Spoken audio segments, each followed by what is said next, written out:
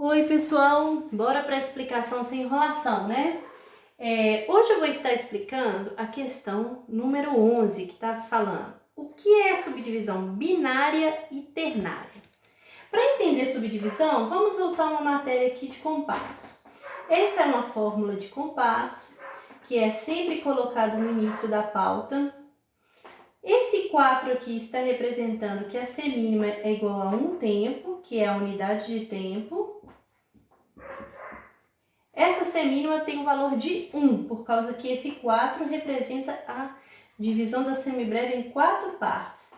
Acontece até alguns livros, algumas fórmulas de compasso moderna, que vem até assim, ó, dessa forma, já vem a representação da semínima no denominador. Então, se aqui é um 4 por 4, quer dizer que dentro de cada compasso tem que ter 4 tempos. 1, 2, 3, 4, ou 2 mínimas, ou uma semibreve. Isso aqui é chamado de divisão. O que é divisão? Eu peguei esse inteiro aqui, que valeu 1 tempo, coloquei 1, fechei. 1, 2, 1, 2. Então aqui, vou até desenhar aqui. 3, 4, 1, 2, porque é o dobro, 3, 4, fechou. E aqui só essa sozinha representou os 4, né? Isso é chamado de divisão. Eu dividi os compassos bonitinhos com 4 cada um. Agora, é como se acontecesse assim, o 1, eu fiz esse balãozinho aqui, ó. Um balãozinho. Ou, quando eu falo para criança, eu também falo uma barra de chocolate. Como se fosse assim, aquelas barrinhas de chocolate. Um tempo, um inteiro, uma barra de chocolate. Isso é 1. O que é subdivisão? Então, eu peguei aqui o 4 por 4, dividi em 4. Então, isso aqui é chamado de, igual eu falei, divisão. O que é subdivisão? Dessa divisão aqui, vou até apagar aqui, que a semínima vale 1, eu vou subdividir. O que é subdividir? Da divisão, eu vou partir os pedaços que valem menos de 1, que pela divisão proporcional dos valores, vai acontecer dessa forma: uma semínima, 2 colcheias, uma colcheia, 2 semicolcheias e vai assim por diante. Eu vou sempre subdividir em 2 partes. Como se acontecesse assim: esse balãozinho aqui, eu parti ele no meio. Essa barra de chocolate aqui, eu ganhei essa barra de chocolate e vou dividir ela no meio. Então, eu vou comer essa parte aqui, que seria a divisão da colcheia. E aqui é uma parte, aqui é outra parte. Aqui é uma parte e aqui é outra parte. Isso é chamado de subdivisão. Quando você pega a divisão e divide ela em partes. Certo? Então, o que é subdivisão binária? Binária vem de um compasso binário, mas o nome binário é porque quer dizer que vai ser dividido em 2. Então, quando eu pego a unidade de tempo e divido ela em 2 partes, essa figura aqui é uma subdivisão binária. Porque eu dividi o tempo, que é a unidade de tempo, em 2 partes. Se aqui fosse, agora vamos fazer outra representação, então vocês entenderam o que é subdivisão? São as partes de tempo. Igual eu dividi, vamos pôr aqui um 8 aqui. Esse 8 quer dizer que a colcheia é igual a 1. Então a colcheia, vamos pôr que é uma barra de chocolate. Se eu dividir essa colcheia no meio, é a mesma coisa de eu ter pegado esse 1 que eu tinha e vou dividir ao meio. Eu vou ficar com essa parte e essa outra parte eu dou para alguém. Aí vai ser representado que a metade da colcheia é a semicolcheia. Isso é uma subdivisão binária. Entenderam? Quando eu divido, porque aqui vai valer meio e aqui vai valer meio. Meio com meio, 1 inteiro. Esse pedacinho é a subdivisão. Quando o tempo é dividido em 2 partes, subdivisão binária. E abaixo está escrita, na mesma questão, o ternária. Então, seria, vamos supor, essa unidade de tempo aqui, né? Vamos imaginar, foi essa barra de chocolate aqui. Se eu pegar essa barra de chocolate e dividir ela em 3, aí é a subdivisão ternária. Quando eu pego o 1 e divido em 3. Mas aí o que vai acontecer aqui? Aí as pessoas falam, não, e agora? Como que eu divido em 3? Então essa pergunta é justamente para a pessoa introduzir a matéria que chama quiálteras. Quiálteras. O que são quiálteras? São grupos de notas que se colocam para mais ou para menos do que caberiam. São notas que não vão caber dentro do compasso e você fala, o que aconteceu ali? Aumentou a quantidade de notas? Estava errado? Não, é uma quiáltera. E essa quiáltera, ela pode ser tem várias classificações para as quiálteras. Existem as tercinas, vou dar alguns exemplos. Hemíolas, sextinas, e etc. Quintinas, octinas, vai dependendo do compasso, vai tendo. O que significa tercina? Vem de 3. Sextina vem de 6. Hemíolas são quiálteras que se colocam para menos. Aí você fala, não, compasso aqui, vamos supor que acontecesse isso, ó. Ué, aqui tem alguma coisa errada aqui, ó. Esse compasso deu 3. Não, aqui, até que aqui poderia acontecer que seria o início, né? Mas vamos supor que aqui fosse 3 semínimas aqui, ó. Ué, esse compasso aqui tá errado, né? Deixa eu até deixar esse aqui do jeito que tava. O que aconteceu? Aqui tem 3 semínimas. Aí aqui ia estar um 3, identificando.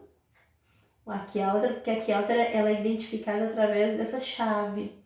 Aí você falou, mas tem 3 e uma chave, então é uma tercina, que veio do 3, mas ela é uma hemíola, porque foi para menos a divisão. A divisão aqui diminuiu. Quando a divisão diminui, ela tem esse nome diferente, que chama hemíola. Mas vamos lá, tercina é quando você pega o grupo de 3 notas que substitui 2 da mesma espécie. Então, vamos lá, para entender o que é. Olha, grupo de 3 notas que substitui 2 da mesma espécie. Vamos voltar no 4x4 que ele já está desenhado aqui. A semínima é igual a 1. Então, a semínima é igual a essa barrinha aqui. Se eu dividir ela em 2, vai dar 2 cocheias. E o que é tercina? São um grupo de 3 notas que substitui 2 da mesma espécie. Se eu desenhar uma semínima e colocar 3 colcheias e identificá-las com esse 3 aqui, ó, que esse 3 aqui já está me dizendo que é uma quiáltera, são grupos de notas que não obedecem. Então, quer dizer, esse grupinho aqui ele não está obedecendo a divisão proporcional dos valores, mas ele é uma tercina. É como se acontecesse isso, ó, eu peguei um inteiro e dividi para 3. Então, são grupos alterados os valores. Então, vai alterar o valor dessa tercina, dessa colcheia aqui. Aqui a colcheia estava valendo meio, não é? Meio. Nesse caso aqui, ela vai valer 1/3. 1/3, 1/3 e 1/3. Aí você vai falar assim, nossa, mas pode acontecer isso, meu Deus? Eu até coloquei o 8 ali porque minha cabeça já está indo para frente. O que acontece? Essa divisão aqui, ela é chamada divisão ternária. Ela dá origem aos compassos compostos. Então, essa subdivisão ternária,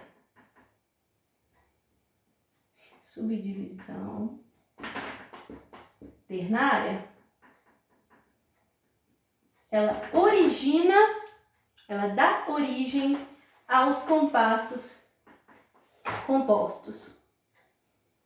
Compasso composto. Foi na necessidade de uma subdivisão ternária que surgiu o compasso composto.